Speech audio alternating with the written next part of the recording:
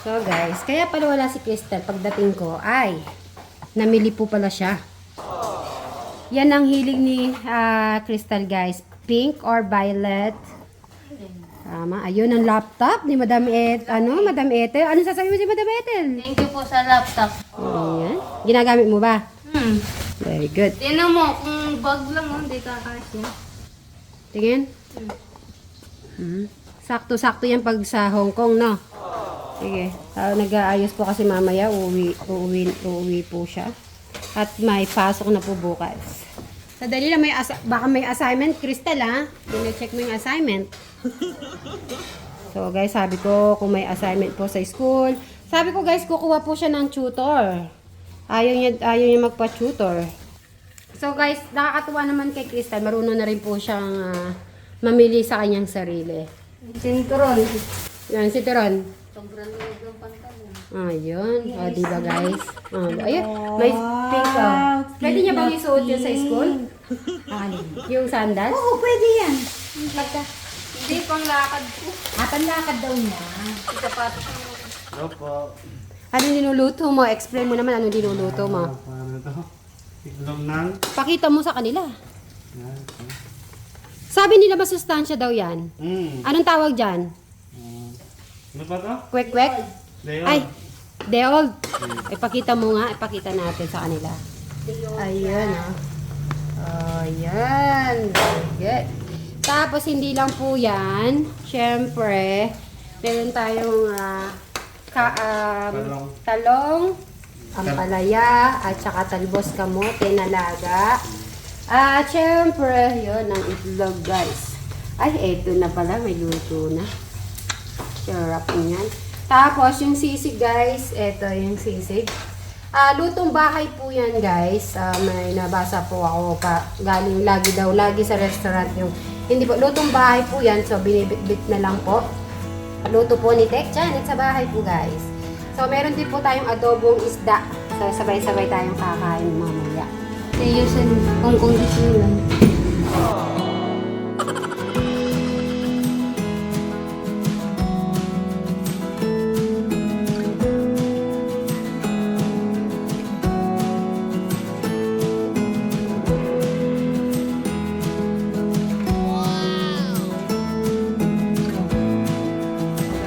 Tignan natin itong rice. Ito daw po yan ang style.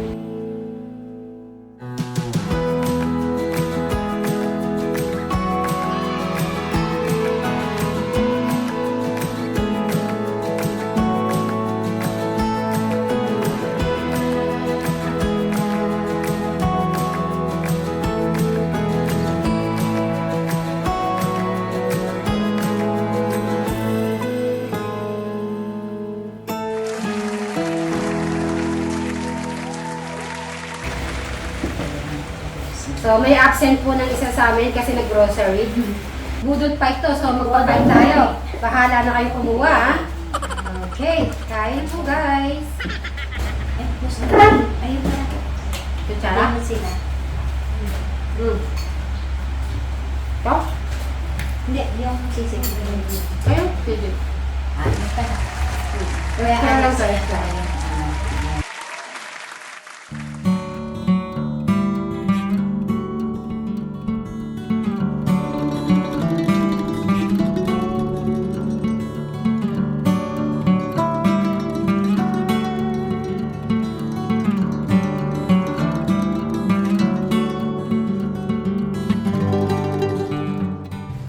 Saan ka galing?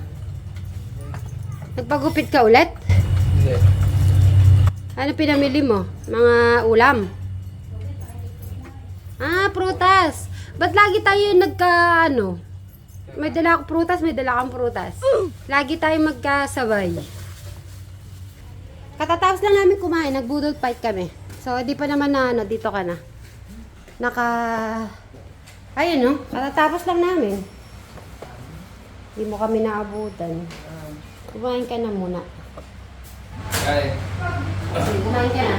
Ubusin mo yan. Dahil ikaw ang huli, ikaw mag-uubos niya. So, okay guys. So, habang po nag-heart po ako, so may nabasa ako na about sa kay Eric guys. Kay Eric. Photo na okay, sana yun. Actually, ito naman po namin iniiwan si Eric sa mga lakad guys. Kahit na, ano, di ba Bright? Kung paano natin sila, paano namin na talagang sumama. Kasi, para po magkakasama sila magkakapatid. Sino po ba hindi gusto na magsama-sama po sila magkakapatid? Kaya sana po po yung iniisip na parang nakapokus po ako sa kanila. Tapos kay Eric, hindi ako nakapokus. Siya po yung, ngayon pag dumarating ako, si Eric lang po talaga. Siguro hindi ko na po yun nakukuhanan. Ngayon, dahil dumating din si Alex natin guys. Si Alex naman po guys, hinahayaan ko muna guys. Baka yung nababasa ko po na parang hindi ko siya pinapansin, no? Hindi po ganun. Hindi po parang hindi siya pinapansin. Gusto ko po siya na ano, yung parang hindi niya iniisip, laging nakaharap yung vlog sa kanya. Ay, speaking of Madam Takumi, nag-message siya. So, naglambing si Madam Takumi. Wag na natin daw siya tatawagin na Madam. Kasi parang gusto niya maging, parang relatives na siya. Tita Takumi or ate. So, siguro ate Takumi, maraming salamat. So, ate Takumi ha. So, yun, kumain ka na kumain. Busin mo yan, kasi ikaw ano eh. Ikaw kasi Eric, pag daw naglalakad ka, para daw nadadapa ka daw kung nilalakad. Okay, so binilang ko po sila ng pang loob at saka pang labas guys. So, ano muna? Bunso. Si Bunso Kasha. muna kung magugustuhan ni Bunso to. Ni Crystal.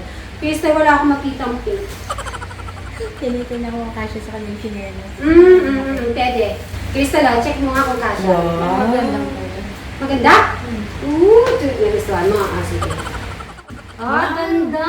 Ay, fashion show yan. Kasyang-kasya. Maganda. Maganda din makita dyan. Oo. Uy, alam mo guys, naghahanap po ako ng pink na ganito. Paano mo nalalaman yung sukat? Alam niyang size 9 siya. Pareho kami yung paa. Okay. Pareho Ang sukat kami. na sukat. Sukat na sukat. Si Eric naman, tignan ko kung kakasya to. Masaya si Ate Crystal. Eric, try mo to. Ganun lang. Para may susukat na siya. Sukat mo kung kasya. Sana kasya. Ay, pag hindi kasya, lagot ako. Ayun! Wow! Kasya. Okay. Bagay pa sa paa. Ito yung panloob niya. Ewan ko kung magka. Oh, yan ang panlabas mo pag nagbabasketball ka, ha? Okay. Tapos tututok ang loob ng bahay. Panloob. Kasi may ano ka na sa isa. Ngayon, isukat mo nga to. Lalaki ka Panloob sa ba to? bahay, no? Susukat mo na, ngayon mo na isusuot yan. Yan. Very good. Yay! Tapos naman, ang pinili ko kay, kay Alex eto kasi feeling ko mahilig siya ganitong kulay. Oh, Diba? mga teacher. Parang bagay ni Alex to.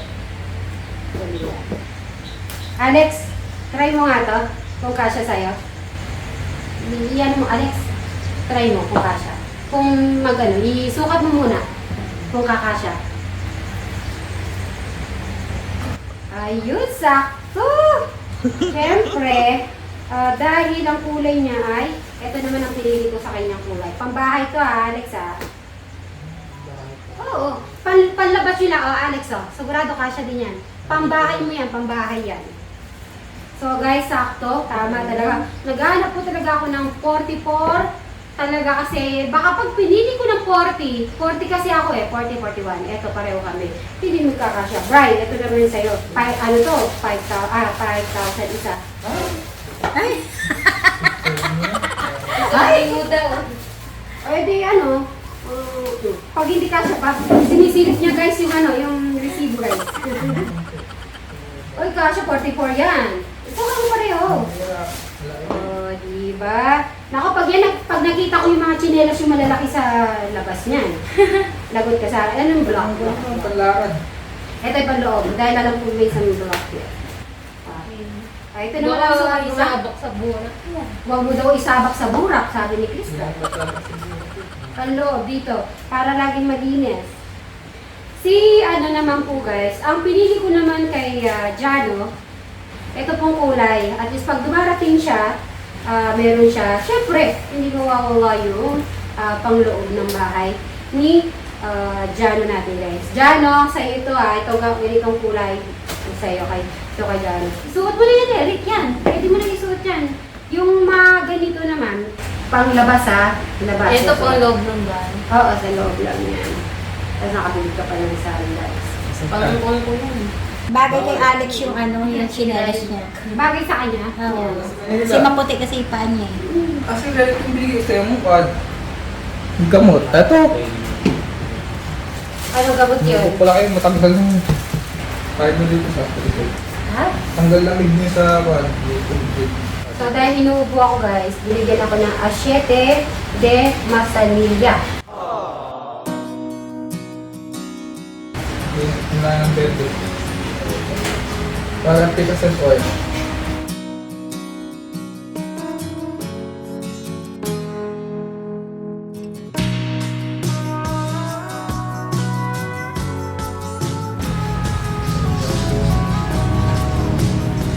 Thank you.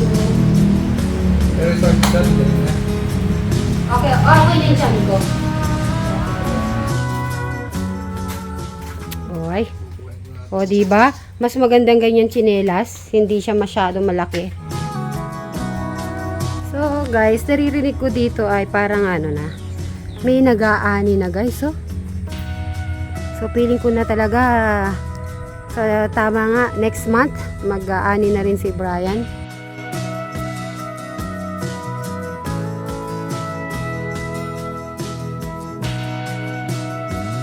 Parang kailan lang guys, oh, ngayon nag-aani na po sila dito sa kabila. Yan sa kabila yan, yung sinilip ko yan eh. So, ayun na, ang ganda guys, oh. Ayun, nag-i-start na sila. Nag-aani na guys. So, malapit na si Brian neto. Yun, oh, nag-aani na po yung ibang yun, oh. Yan po yung mga kasabayan ni Brian. Ay, di na una sila ng 2 weeks. Tapos, si Brian. Kaya, yun, sakto siya pang next month. Oy, dito ka. Tignan natin, baka ikaw na yung malapit. Uy, ang ganda ng tsinelas mo. Hmm? Mukhang mamahalin daw, guys. O, diba? At least mukhang mamahalin. Tingnan mo, nag-aani na sila, Brian. 2 weeks. Ay, tama ako. Tama yung kwenta ko na nauna silang 2 weeks. So, nauna silang 2 weeks tapos si Brian. So, sabi niya, mga 2 weeks pa daw to. O, yan yun.